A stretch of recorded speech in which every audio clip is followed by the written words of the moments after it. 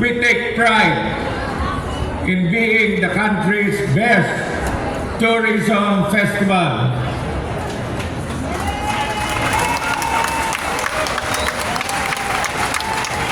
The accolades that we have received are testaments to our dedication, passion, and love for our culture and tradition, coupled with our very strong devotion to the child Jesus. The fusion of culture and faith is something we Ilonggos should always be proud of.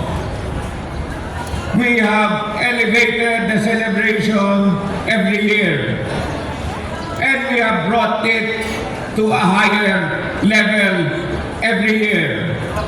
And my friends, we never fail to amaze everyone with how we run the festival.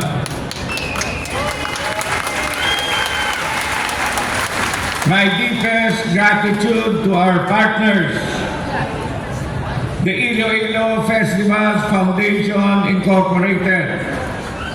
Palakpakan tani sila. They are composed of businessmen.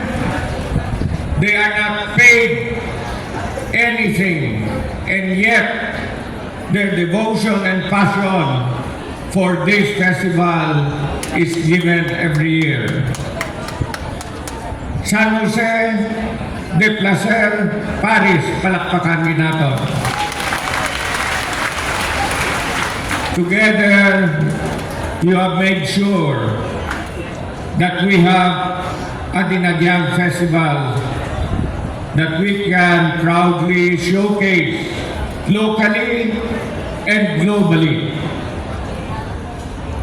Let me acknowledge the hard work of everyone involved in the planning, preparation, and implementation of programs and activities leading to today's highlight.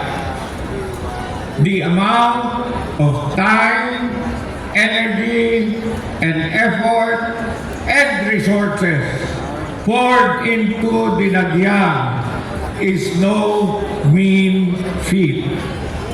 And I salute you all for your unwavering commitment to make this annual festival happen. The grand winner of the tribes competition will receive, aside from the CAS award from the Iloilo Festivals Foundation, 10 million worth of school projects from Congressman Jojo Ang, and another 15 million from the city government. Each of the participating schools will also receive 5 million worth of projects from the city government. These projects will be identified by the respective schools. We are giving our all-out support because we know how the schools prepared so much to give us the best of the very best Dinagyang today.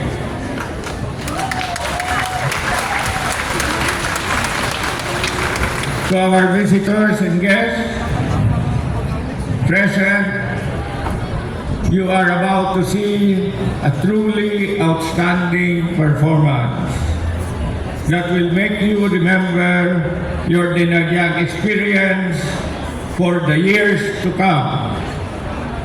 We entertain, delight in the dynamic dance steps, dance to the beat of the drums, deepen your religious devotion. I wish everyone an enjoyable celebration, and may your hearts continue to beat for our beloved Iloilo City as you go back to your respective places. Welcome to Dinagyang 2024.